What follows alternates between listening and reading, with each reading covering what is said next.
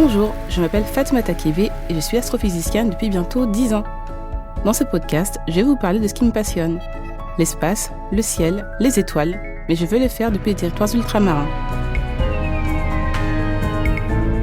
Dans cet épisode, nous allons plonger au cœur d'un ballet aquatique qui dure depuis des milliards d'années, les marées.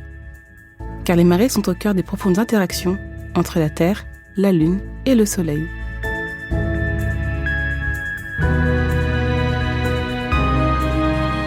La Lune, le Soleil et les marées, première partie.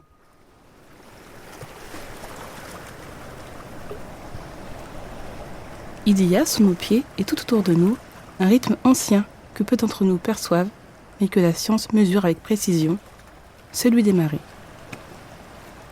Qu'elles soulèvent les eaux salées des océans ou plient la croûte solide de la Terre, les marées traduisent l'influence constante de la Lune et du Soleil sur notre planète. Dans les territoires d'outre-mer, les marées sont à la fois des signes de beauté naturelle, des indicateurs de transformation environnementale et des données précieuses pour la recherche.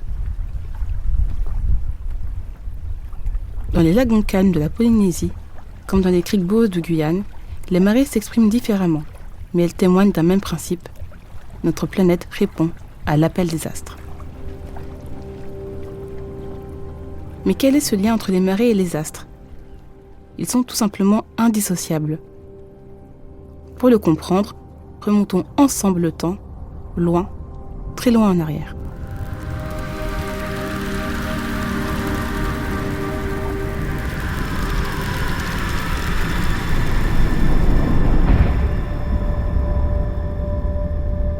Il y a environ 4,5 milliards d'années, une nébuleuse solaire s'effondre sous sa propre gravité. Ce phénomène donne naissance à notre étoile, le Soleil, puis progressivement à des planètes, dont la Terre, et à d'autres objets célestes, notamment la Lune.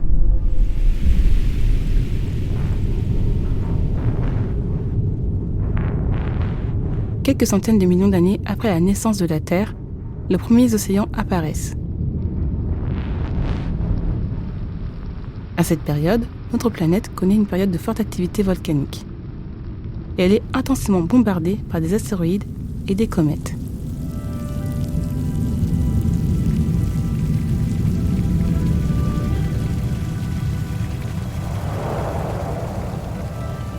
Ces deux événements combinés vont permettre la formation des océans. D'un côté, il y a le volcan.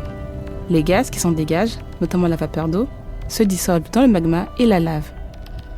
Conséquence, lors des éruptions volcaniques, cette vapeur d'eau est libérée dans l'atmosphère. Ensuite, elle se condense et forme de l'eau liquide.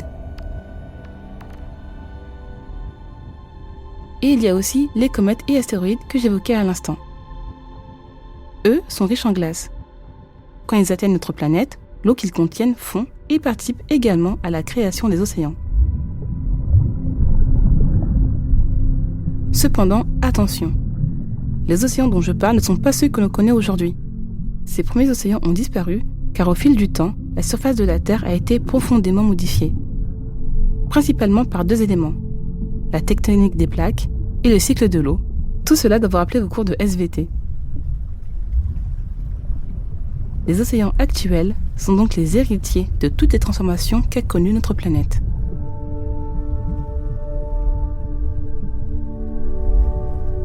Je ne vous l'apprends pas, les territoires d'outre-mer sont bordés de mers ou d'océans.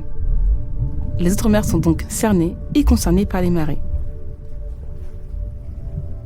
Mais comment notre planète s'est-elle retrouvée soumise à un phénomène comme celui des marées ?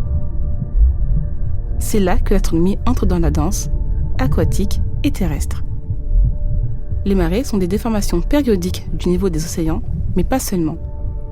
Les marées concernent aussi la croûte terrestre qui est la couche solide et superficielle de la Terre sur laquelle nous vivons. Pour faire simple, une marée correspond au mouvement régulier d'un matériau qui monte et qui descend au fil de la journée.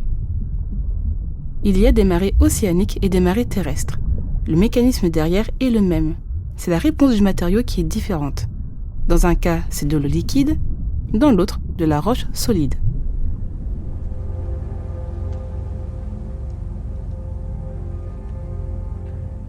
Les marées sont causées principalement par l'attraction gravitationnelle de la Lune sur la Terre.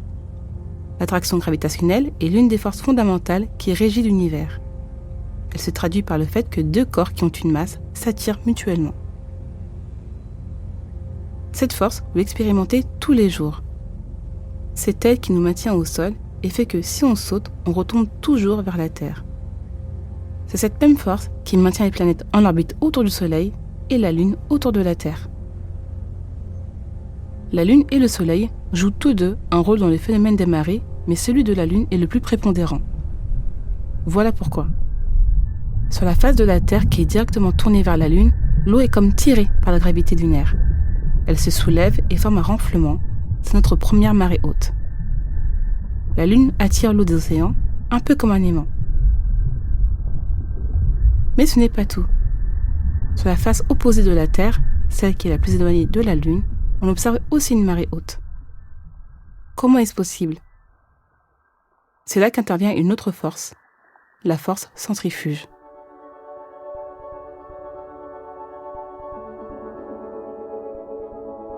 On commence à se connaître un peu et vous savez que j'aime bien utiliser des images pour expliquer les phénomènes astronomiques. Je vais vous demander de vous figurer une balle attachée au bout d'une ficelle que vous faites tourner en rond au-dessus de votre tête. Pensez précisément à cette balle. Je pense que vous imaginez facilement la présence d'une force qui la pousse vers l'extérieur du cercle, loin de votre main. Dit autrement, la balle pourrait être projetée vers l'extérieur, mais heureusement vous tenez bien la ficelle. Maintenant, projetons-nous dans le ciel. La Terre et la Lune ne sont pas immobiles l'une par rapport à l'autre. Elles tournent autour d'un point commun appelé centre de masse. C'est cette rotation qui génère une force centrifuge, le même type de force qui sur la face de la Terre opposée à la Lune pousse l'eau vers l'extérieur, créant ainsi le deuxième renflement. Voilà notre deuxième marée haute. Entre ces deux marées hautes, l'eau se retire peu à peu, c'est la marée basse.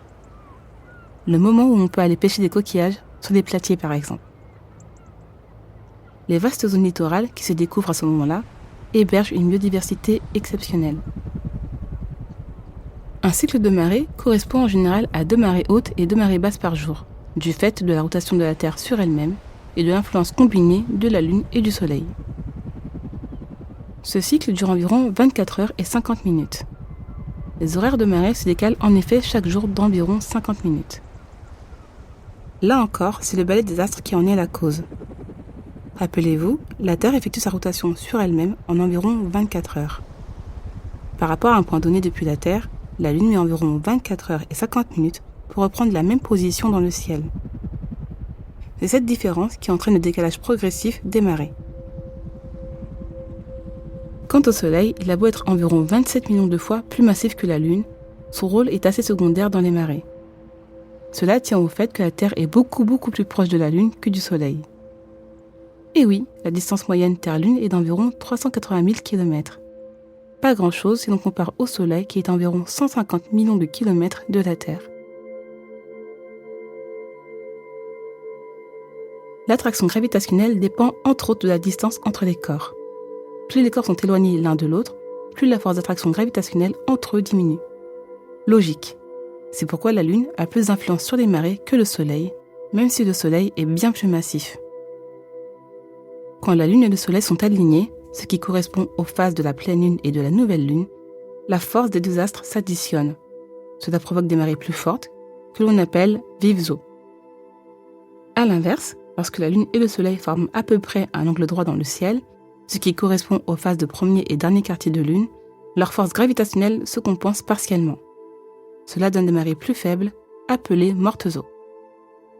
Dans les territoires d'outre-mer, cette respiration des océans prend des formes contrastées. À Mayotte, par exemple, l'amplitude des marées est spectaculaire. Elle peut dépasser 4 mètres, transformant radicalement le paysage côtier en quelques heures. L'amplitude des marées peut aussi changer à cause d'événements assez imprévisibles. Par exemple, en mai 2019, des chercheurs ont annoncé la découverte d'un volcan sous-marin âgé d'1 an tout au plus et situé à environ 50 km de Mayotte. À cause de ce volcan, l'île s'affaisse. Et si le niveau de l'île baisse, vous imaginez bien que la marée prend une autre ampleur.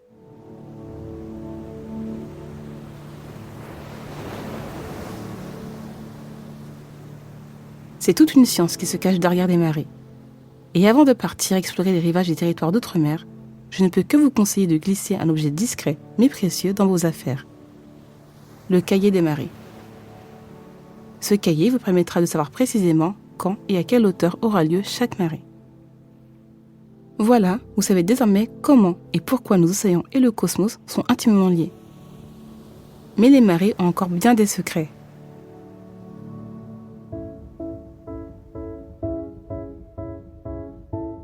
Dans le prochain épisode, je vais vous expliquer comment on peut mesurer les marées, qu'elles soient océaniques et terrestres. À très vite.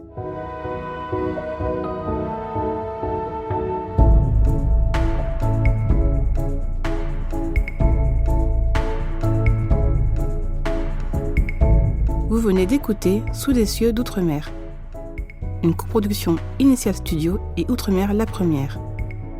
Ce podcast a été écrit par Fatoumata Kébé. La réalisation et la musique sont signées Théo Boulanger.